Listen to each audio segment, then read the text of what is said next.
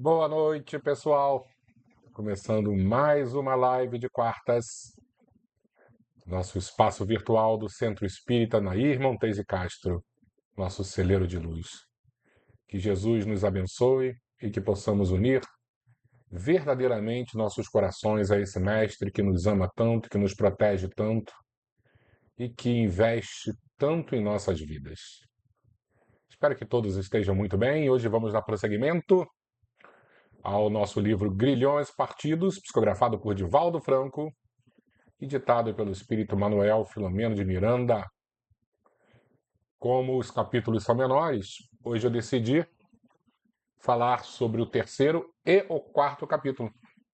Assim a gente adianta, porque já houve 2 semanas, né? Porque essa Copa do Mundo, meu filho queria assistir aos jogos, e aí acabava que eu tinha sempre um compromissozinho com ele, então eu, na verdade, desculpa, peço perdão a vocês, faltei em 2 lives, me puxaram a orelha agora no sábado, que eu estive com pessoas muito queridas e elas disseram que estavam com saudades das lives, porque eu estava faltando demais. E eu aceitei o puxão de orelha porque realmente eu estava muito, muito torcedor nessa Copa do Mundo. Mas acabou, graças a Deus acabou. E se Deus quiser, vamos voltar ao ritmo normal. E hoje, como eu disse, vamos continuar o nosso livro, lembrando que uma família muito distinta, nós vimos isso no primeiro e no segundo capítulo, a filha de 15 anos, de uma hora para outra, no aniversário, ela teve lá um surto psicótico e começou a falar desaforos, entrou em completa histeria, acabou sendo internada e hoje nós vamos continuar com essa história, com esse drama. Mas já aviso, dou um certo spoiler que vai surgir uma personagem muito especial e que vai ajudar, né, na, na solução do problema, vai alertar a família, porque nós, de uma certa maneira, não temos ainda essa percepção na média da humanidade que nem toda loucura é loucura, né? Muitas das nossas loucuras são também obsessões. Como espíritas, também precisamos compreender que nem toda obsessão é obsessão. Às vezes, a obsessão realmente é um surto psicótico. E a gente coloca tudo na conta dos espíritos. Mas sabendo que nem tudo é loucura e nem tudo é obsessão. Às vezes existem, né, situações onde os loucos são obsidiados e os obsidiados, na verdade, são loucos. E a gente vai ver isso com calma no decorrer do livro. Mas antes de iniciarmos, vou dar aquela olhadinha para ver quem já está aqui, dando boa noite. Socorro, minha querida. Ótima noite para você. Que Jesus abençoe você e sua família. Espero que você esteja muito, muito bem. Laura, ótima noite, minha querida. Amanhã, se Deus quiser, estaremos juntos. Que Jesus ilumine. Albertinho, meu querido irmão. Albertinho ontem estava me cobrando. E a live? Eu falei, Albertinho, hoje é terça-feira, Albertinho. Albertinho tá com uma idade avançada e aí fica confundindo as datas, né, Albertinho? Te amo, tá? Fica com Deus. Manda um beijo para sua digníssima esposa que geralmente está conosco aqui, né? Grande beijo no casal. Márcia Guimarães. Oi, Márcia. Obrigado pela presença também. Que Jesus te abençoe, ilumine e ampare. Maria Terezinha, ótima noite. Que Jesus ilumine você. Obrigado sempre pela presença, aquele beijo especial no seu neto. Fernando sempre conosco aqui também, né, Fernando? Muito obrigado. Ótima noite, que Jesus ilumine você e sua família. Neia, ótima noite, Neia. Que Jesus te ilumine, abençoe. Marisa, oi Marisa, ótima noite para você. Obrigado pela presença. Que Jesus ilumine você também. Segunda-feira é minha palestra, tá, Marisa? Se Deus quiser, estaremos juntos. E as pessoas vão chegando, vão se acomodando e já podemos iniciar. Então, hoje, como nós temos 2 capítulos, eu não sei como é que vai ser o ritmo, eu não vou fazer nenhuma introdução, mas a gente vai lendo devagarzinho, vamos comentando parágrafo por parágrafo. Eu acho que vai dar certinho, não vamos ultrapassar o nosso tempo de 1 hora, não. Então, vou mudar aqui a tela. É isso, Albertinho. Vou mudar a tela para a gente iniciar a nossa leitura. Então, são penosas reflexões, esse é o título do nosso capítulo, e como já estamos acostumados, Manuel Filomeno de Miranda coloca no início sempre uma passagem da obra básica de Kardec. Vai ser o Evangelho, vai ser a Gênese, vai ser o Livro dos Médios, o Livro dos Espíritos. Semana passada foi o Livro dos Médios, hoje vai ser o Evangelho segundo o Espiritismo. Ora, ao efeito, precedendo sempre a causa, se esta não se encontra na vida atual, há de ser anterior a esta vida. Isto é, há de estar numa existência precedente. Está no Evangelho, capítulo 5º, item 6º. Então, quando nós passamos algum problema e não existe uma causa dessa existência, nessa última nossa existência física, os espíritos dizem que a causa está lá atrás, no pretérito, né? E muitas das vezes em vidas passadas. E aí ele começa o capítulo assim: sem dúvida, para o coronel Constâncio e senhora, né, o casal, os pais da Esther, a menina que teve o problema, o desequilíbrio que vitimava Esther significava inominável tragédia. Logo passados os terríveis primeiros dias, em que a surpresa conseguira obliterar a lógica do raciocínio ante os acontecimentos, adveio a intolerável adaptação à realidade. Esther enlouquecera e o processo que aturdia se caracterizava por parcas possibilidades de recuperação. O fantasma do desespero rondava, portanto, a família vencida, em prostração moral indescritível.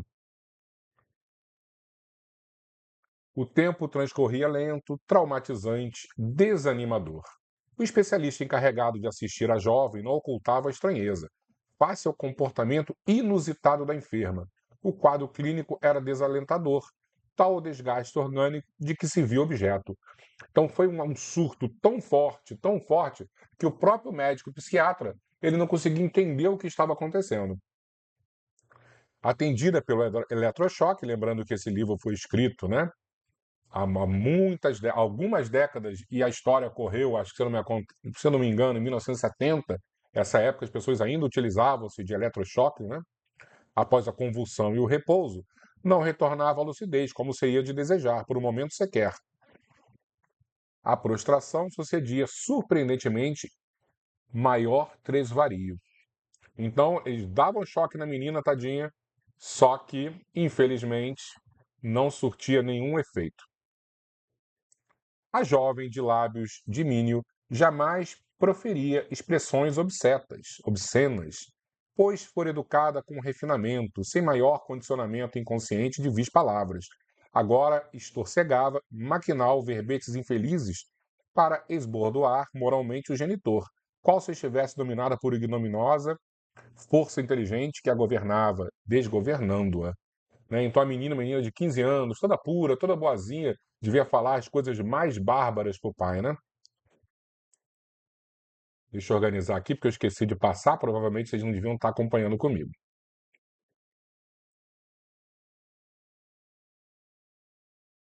Na literatura psiquiátrica, que compulsara, refletia o esculápio. A paciente não tinha menecma, era especial, porquanto mudava de características a todo instante, como se volivoando em personalidades estranhas. Então, muitas vezes, né, nos quadros psiquiátricos, você tem aquelas múltiplas personalidades, cada hora é uma personalidade diferente. Então, o médico devia estar vendo isso, né, que cada hora surgiu uma novidade, algo diferente. Então, ele devia ficar muito confuso com o que estava acontecendo com a menina. Reagia à convulsoterapia de forma negativa, e a terapêutica do sono não conseguira o êxito cobiçado. Recusava-se a alimentação como se estivesse com a boca impedida, fazendo-se mister obrigá-la a alimentar-se contra sua vontade. As terapias várias naquele primeiro mês foram inócuas, quando não se fizeram perniciosas. Após conferenciar com o eminente colega, terminou por confessar ao senhor coronel o próprio embaraço, que todavia não significava receio ou fracasso. Pacientes havia que somente apresentavam os primeiros sinais de melhora depois de longo tratamento realizado através dos meses. A providência em apresentar honestas informações justificava como salutar medida para impedir a inquietação crescente e a vã expectativa dos genitores por uma pronta e imediata recuperação da enferma, o que estava sendo improvável. A realidade é que o problema psíquico de Esther se enquadrava noutra diagnose, dificilmente constatada pelos métodos tradicionais do agravo puro e simples do academicismo, dos que se permitem a fatuidade, evitando o aprofundamento das questões que dizem respeito à vida espiritual, à sobrevivência ao túmulo, à obsessão. Então, o que ele está dizendo é: estava tudo muito complicado porque essa loucura não era uma loucura comum. Como eu disse, é um quadro obsessivo. Então, por isso que os médicos estavam com tanta dificuldade de conseguir resolver o problema. Com esse adicionar de preocupações e sob a torpe desventura da incerteza quanto à restauração mental da filha, o senhor coronel fez-se taciturno, arredio, transformando-se em ditoso sofredor. E esse era o objetivo, né? Pelo que a gente está percebendo, esse é o objetivo do obsessor, atingir o coronel. Intimamente não podia aceitar a conjuntura que o alcançava, absurda sob qualquer ângulo que examinado. Homem íntegro, sua vida era uma excelente folha de serviços à pátria e à arma, a que se dedicara, aliás, com excessivos zelo e pudicícia. Desde jovem, cursara a academia militar, onde formara com rigidez a personalidade, o caráter, disciplinando a vontade com férreo esforço. Amante da verdade, tornara-se defensor do direito, da justiça, da lealdade. Cultor das amizades relevantes, sabia distinguir afeições e deveres, sem perturbar-se com as questões de pequena monta. Aos 56 anos de idade, podia considerar-se feliz, até a data do infortúnio, que o propelira de chofre ao desar, consorciado em segundas núpcias com Dona Margarida Sepúlveda de Santa Maria, da tradicional família fluminense, reencontrara a dita que a morte lhe arrebatara ao falecer a primeira esposa, que ele não lhe dera filhos, depois de breve enfermidade que a vitimara. Senhora formosa e sensível poetisa, foi educada em elegante e primoroso colégio carioca, onde auferira invejável cultura. Dedicado aos bons livros, aprimorara aptidões na convivência com a literatura francesa, de Montaigne a Molière, a Sartre, Rousseau, Hugo, Balzac, Saint-Exupéry, de Lamartine, Saint-Beuve e Flaubert, cultuava os seus autores prediletos. Você vê que a mulher era muito culta, hein? Cultuava os seus autores prediletos e os poetas românticos no original. Ainda lia em francês, hein? Desde que se consorciara, fizera do lar o agradável tabernáculo dos saraus culturais entre amigos e admiradores do romantismo, da literatura refinada. O transe que a vencia dilacerava mortalmente. Por mais que reflexionasse, não alcançava as matrizes patológicas que justificasse o tormento que excruciava a filha. Nenhum membro da sua família, até onde alcançava as linhas da árvore genealógica, fora portador de alienação mental de qualquer natureza.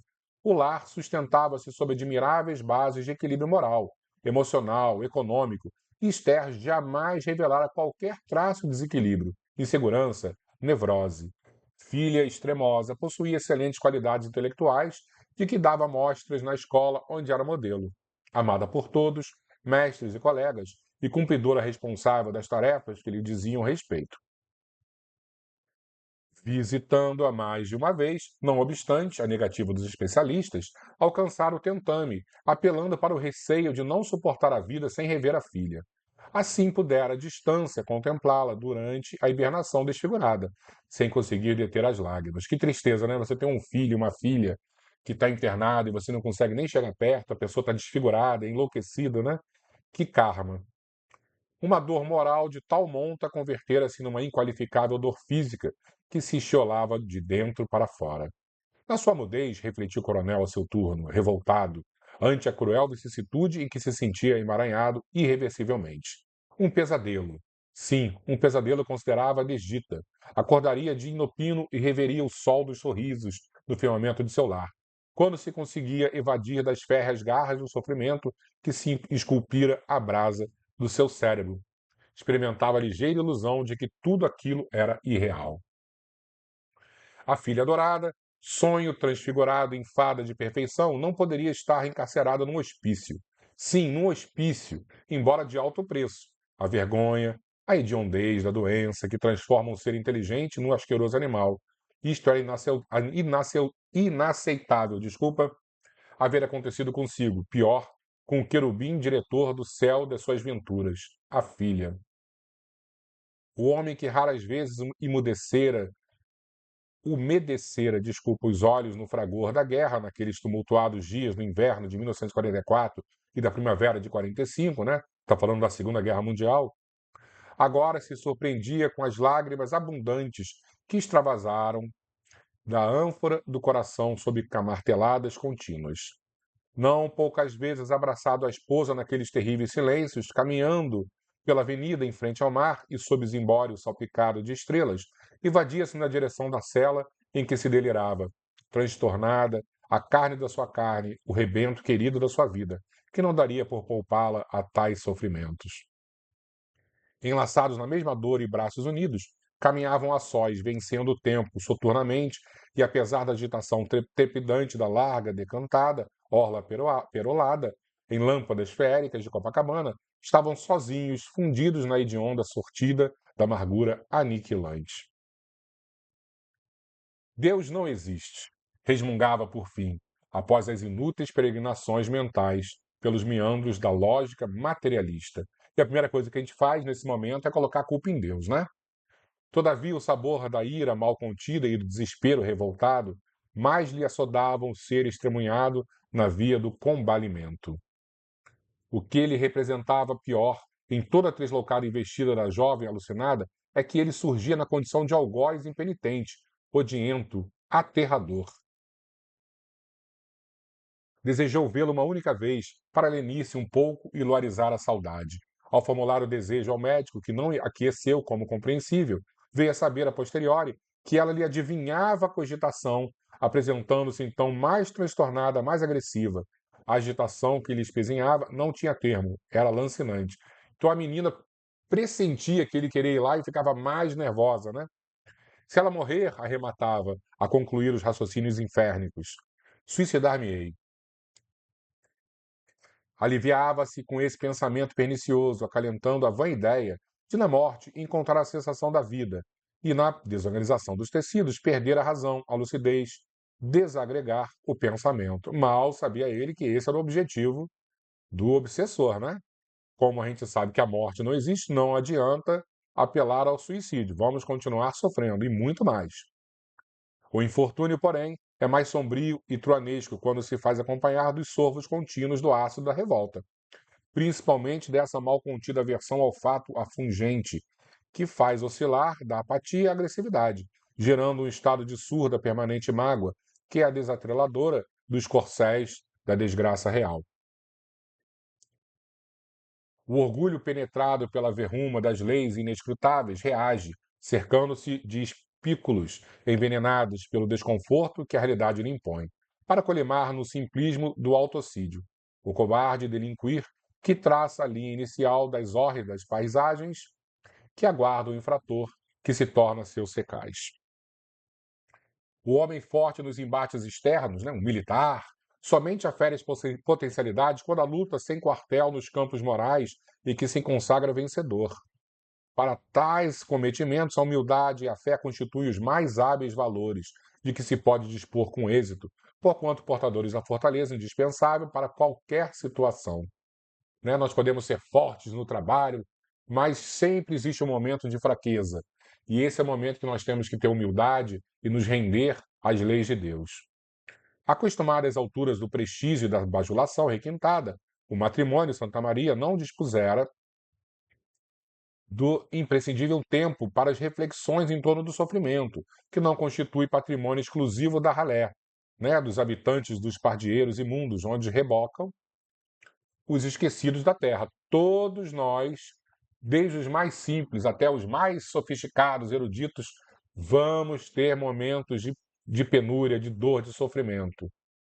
A religião deveria ter-lhe dito que a sua não era uma existência de exceção, na qual somente a glória e o riso, isso é muito importante, né? na qual somente a glória e o riso possuíssem o condão mágico para o regime permanente. As meditações que não foram experimentadas antes faziam-se indispensáveis agora, enquanto esperavam sem a convivência da resignação e da paciência.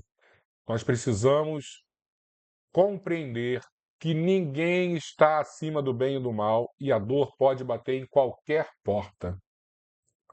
E aí vamos entrar no capítulo 4, Angústias da Obsessão. Agora é uma passagem de A Gênese. Quando é mal o espírito possessor, e aí a gente consegue ver muito bem o caso da menina Esther, ou voltar a 2000 anos e ver aqueles possuídos que Jesus curava, né? Quando é mal o espírito possessor, as coisas se passam de outro modo. Ele não toma moderadamente o corpo do encarnado, arrebata-o, se este não possui bastante força moral para lhe resistir. Fala por maldade para com ele, a quem tortura e martiriza de todas as formas, indo ao extremo de tentar exterminá-lo, de matar a pessoa, já por estrangulação, já atirando-o ao fogo ou outros lugares perigosos. Servindo-se dos órgãos e dos membros do infeliz paciente, blasfema, injuria e maltrata os que o cercam, entregando-se às excentricidades e a atos que apresentam todos os caracteres da loucura furiosa. Os meses amontoavam-se, então o tempo estava passando e a Esther, tadinha, estava lá no hospício, né? Lúgubres, sem que Esther recobrasse a razão. Os olhos garços brilhantes de outrora possuíam agora expressão asselvajada no rosto pálido cinério, sem vida, despido da auréola dos cabelos, então cortados à escovinha, transmudada num verdadeiro espectro que se sobrevive quisilento, animado por ignota vitalidade. O desvario tornara-se-lhe condição normal, relegada aos maus tratos de funcionários inescrupulosos, e olha que era um hospício chique, hein? Que se diziam cansados como se não houvessem elegido na profissão, de que se desincumbiam a penates da arrogância, inépcia e indiferença, as velutíneas mãos da misericórdia, da paciência, da compaixão, para se utilizarem delas no momento próprio. Porque agressiva, não poucas vezes, tais servidores, os funcionários, né, selecionados mais pela força física do que por qualquer outra condição, no suposto de que iriam lutar contra feras, feras também que se sentiam escorraçando-na, com bordoadas homéricas, com que supunha acalmá-la, mais ainda enfraquecendo-a. As equimoses e a falta de alguns dentes, decorrência natural das repetidas cenas de pugilato, mais a caracterizavam megera. Tadinha, menina de 15 anos, meu Deus do céu, que crueldade. Impedida a família de visitá-la pela impossibilidade de qualquer diálogo e porque mais se lhe exacerbava o delírio, especialmente quando se referia ao pai, fora rotulada como incurável e, propositalmente, esquecida por ser mais trabalhosa. De casos de saúde que tais a dignidade profissional e a humana se evadiram desde há muito, e ao fazê-lo a ética arrastou consigo os sentimentos do amor, da piedade, do dever, da caridade. Mantém-se ali pacientes pelo que representam na receita orçamentária. E quando liberam alguns clientes semi-betados pela compulsão, hoje de drogas condicionantes, sabe-se que voltarão logo mais, piorados, num círculo vicioso sem limite. Extorquem, sem dar quase nada ou preocupar-se ao menos em dar. Quem se locupleta, todavia, com tais mercantilismos da saúde, da vida e da alma humana, volverá aos mesmos sítios a espiar nas suas celas, regolgando impropérios, engrovinhado e em aturdimento inominável. Né? Então, todas as pessoas que estão ali com a função de ajudar e que não estão ajudando, né, são cruéis, muito provavelmente também vão voltar em outras vidas à condição dessa loucura. Todavia, terapêutico e dispensável em qualquer tratamento, o amor consegue, não raro, o que muitos medicamentos não produzem, ajudando a visualizar causas e efeitos, doando segurança, melhorando o comportamento e reações em toda a gama necessária aos resultados eficazes. E hoje nós sabemos muito disso, né? Que os hospitais, né, os hospícios que têm maior índice de acerto, de cura, são aqueles que existe amor, compreensão, bons tratos, né? Nenhum tipo de violência é eficaz para qualquer tipo de tratamento. Raros procuram a inspiração divina ante a nebulosa das enfermidades complexas, quer pela oração ou pela sintonia mental com Deus. Disse, porém, que nos tratados médicos não existem a palavra Deus, oração, e, todavia, seu providencial socorro é que liberta e encaminha os padecentes da amargura para as trilhas da saúde, da paz. Necessitamos de muito amor, né, muito cuidado, muito Deus no tratamento psiquiátrico e qualquer outro tratamento, né? Quando a sombra mais se adensa e as esperanças são flébeis, um raio Jaine de luz rompe tudo e brilha nos escaninhos do horror, modificando a estrutura da área desolada por dispositivo divino. Foi o que eu tinha dito, né? Vai surgir agora uma nova personagem, que é Rosângela, igualmente jovem, recém-admitida na condição de auxiliar de enfermagem. Na primeira visita, pelo pavilhão dos desesperados, sentiu-se tocada por Esther, atirada a recanto lôbrego, atada à camisa de força, no desvario habitual.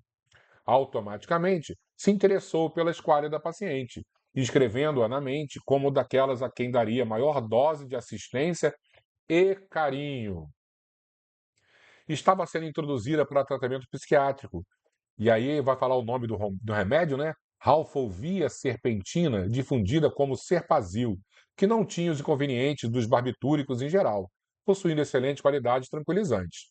Embora estudada há mais de 40 anos, somente então estava sendo usada para a terapêutica psíquica. Rosângela, que ouvira ardentes opiniões sobre a nova droga, pensou em examinar o prontuário da mente, calculando fazer alguma coisa por ela. Esther, no entanto, caminhando pelo insidioso corredor estreito e fantasmagórico da loucura, padecia incalculáveis aflições que sequer conseguia exteriorizar. Impossibilitada de controlar a casa mental, que já apresentava os primeiros distúrbios de funcionamento.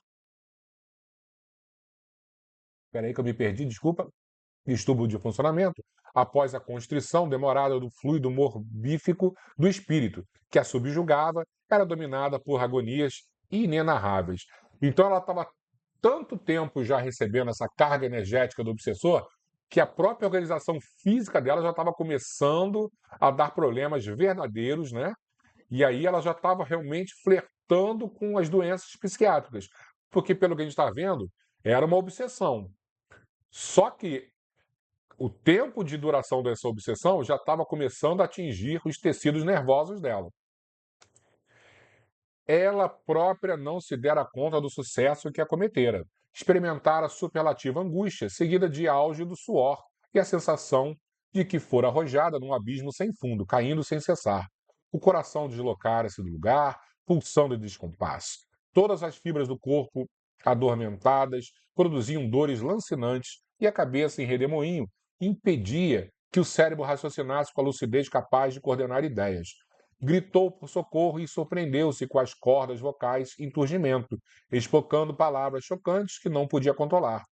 Ouvia-se à distância confusa no som de sua voz alterada e era uma emoção odienta que não a sua. Então a menina, ela dentro do problema psiquiátrico dela, né, ou da obsessão, melhor dizendo, ela lá dentro conseguia perceber que estava tudo muito errado e ela não tinha força para resolver isso.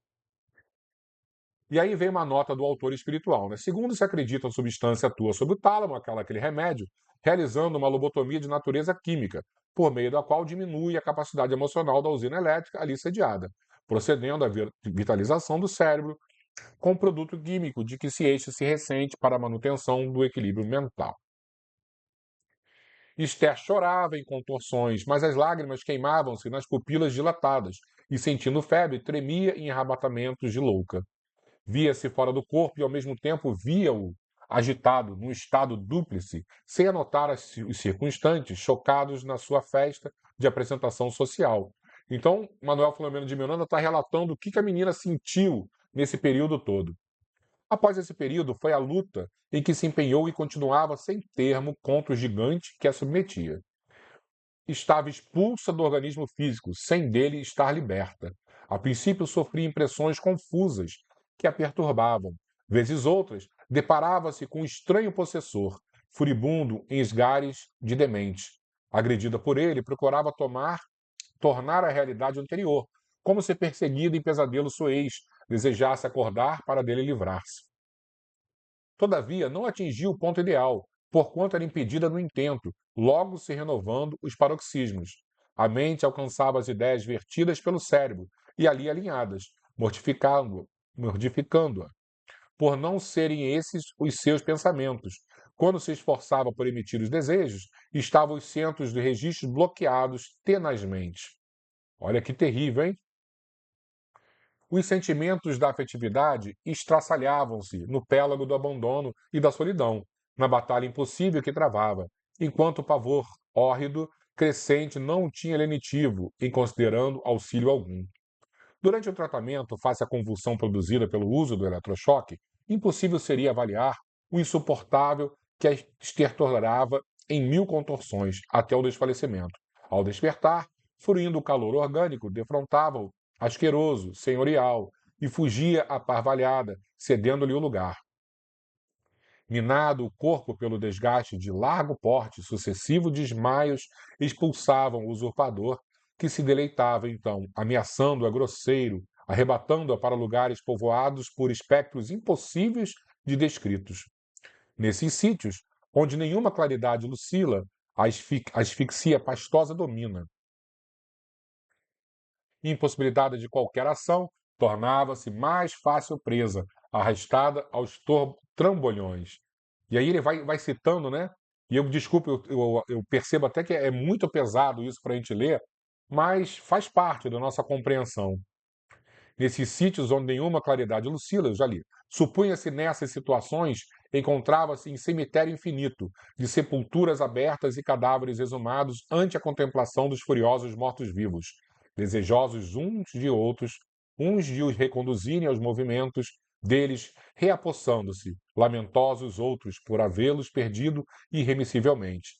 Lutadores diversos a defenderem as vestes apodrecidas de animais que nelas se locupletavam e o sem número dos tristes chorosos em procissão intérmita. Sempre noite, lamentos e acerbações, gritos ensurdecedores. Um inferno. Não suportando o vexame que se repetia com frequência, perdia os sentidos ou desvairava para depois despertar sem forças no corpo mortificado.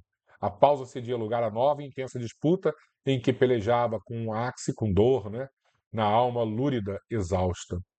Com as reservas de forças físicas e as resistências psíquicas esgotadas, aí você vê que a pessoa vai se enfraquecendo, né? Muito.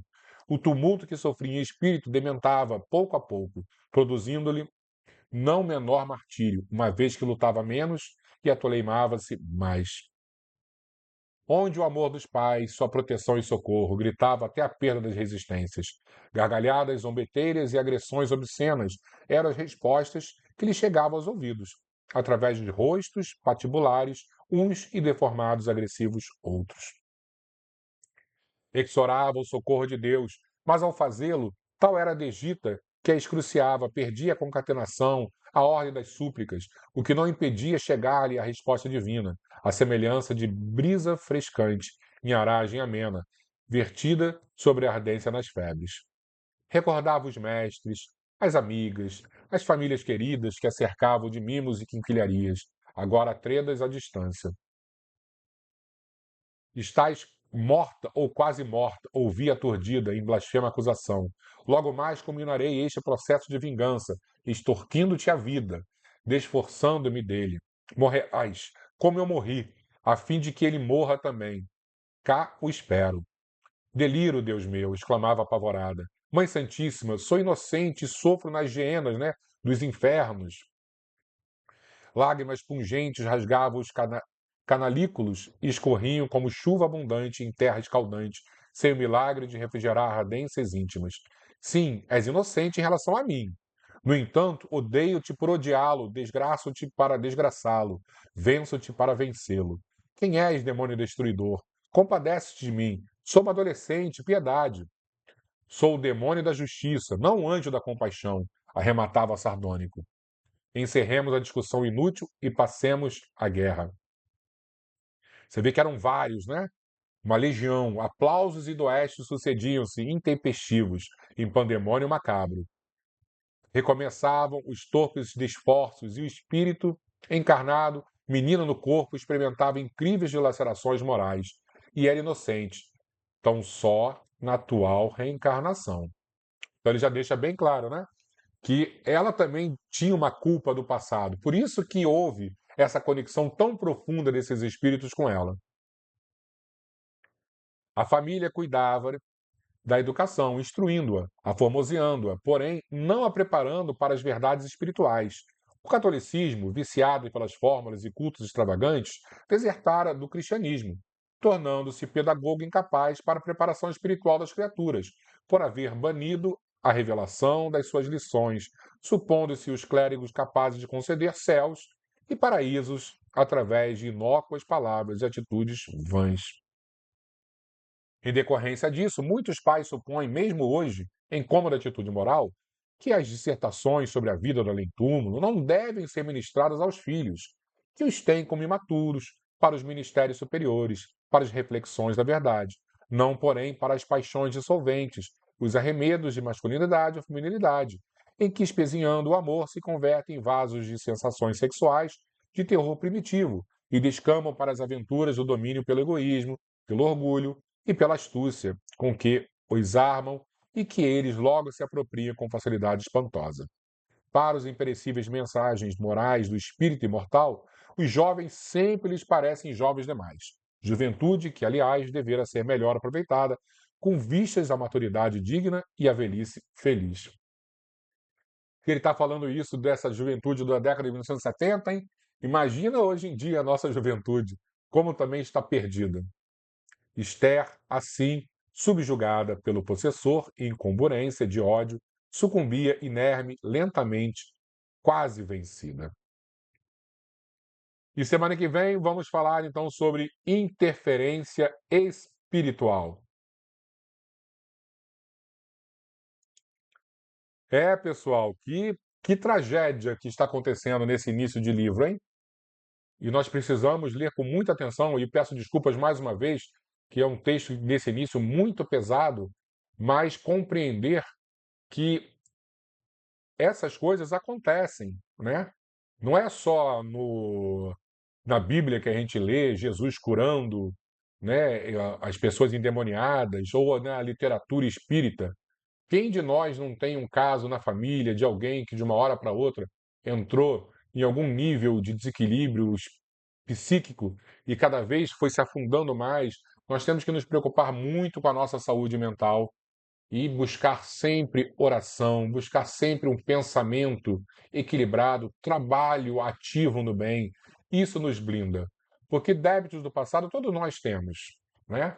Mas todos nós também possuímos nesta vida ferramentas para nos proteger, para nos blindar do assédio da espiritualidade. E é isso e é assim que nós vamos encerrar hoje o nosso estudo, fazendo uma oração justamente pedindo proteção para essa blindagem espiritual, para que todos nós possamos nos sentir mais fortalecidos, né? Mais juntos um dos outros, porque essa proximidade, essa nossa família que nós criamos, nos dá essa proteção extra. Vamos fazer a nossa prece então, lembrando sempre do nosso copinho d'água.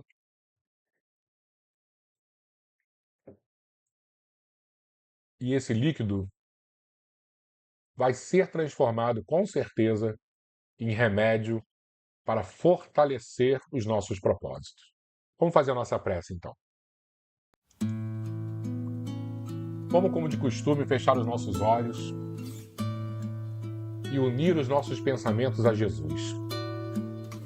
Jesus, há 2000 anos, nos ensinou que é possível nos livrar de toda perturbação espiritual que pode nos acometer. Precisamos ter fé, precisamos ter coragem, precisamos buscar, através das nossas próprias ações, da nossa disciplina de pensamento, da transformação das nossas vontades e assim alcançar o equilíbrio que todos nós desejamos. Sabemos que nem sempre sozinhos somos capazes. Por isso que o Mestre nos envia todos os dias a força necessária, o apoio que nos acolhe, que nos impulsiona, que nos vivifica, que são os nossos amigos da espiritualidade maior. E hoje eles estão em nossos lares. Hoje eles fazem parte do nosso convívio, da nossa rotina, porque estamos buscando, mesmo de maneira assim trôpega, de maneira infantil, em diversos momentos, mas nós sinceramente estamos buscando uma transformação das nossas vidas. E no momento certo, essa semente será vivificada em nossos corações, porque plantada ela já foi. Agora ela precisa crescer com energia. E nós vamos acolher essa semente, vamos regar, vamos cuidar, porque a parábola do semeador cita exatamente as situações de dificuldade dos terrenos que não são férteis, que não são apropriados à semente. Mas como os bons amigos espirituais estão nos informando, nós já estamos trabalhando os terrenos de nossos corações. Obrigado, Jesus amado. Obrigado por termos a certeza de que o Senhor é o caminho, a verdade e a vida. Obrigado por compreendermos que não estamos sós nessa caminhada. E assim, Senhor, juntos de Ti, juntos de Maria Santíssima, Sua Mãe, que intercede por todos nós, e acima de tudo, juntos de Deus Pai, que é amor, que é bondade, que é cuidado, que é compaixão, temos a certeza de que vamos conseguir caminhar. Apesar da tempestade, apesar das dores, apesar das dificuldades, na Tua direção. Fica conosco, Mestre, nos abençoando, amparando e iluminando, com a certeza de que dias melhores virão. Eles sempre virão. Assim seja, Senhor.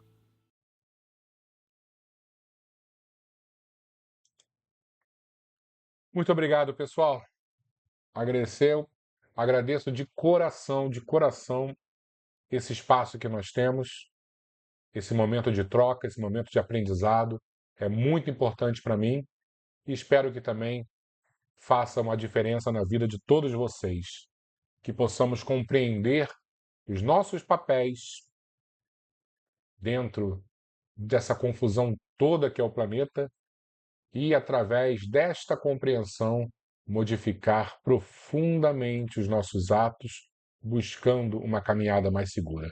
E a caminhada certa, a caminhada correta, é a caminhada com Jesus. Estejamos com Ele, estejamos com Maria e, acima de tudo, estejamos com Deus Pai. Beijo em todos e até semana que vem, se Deus quiser. Ótima noite para todo mundo. Amém.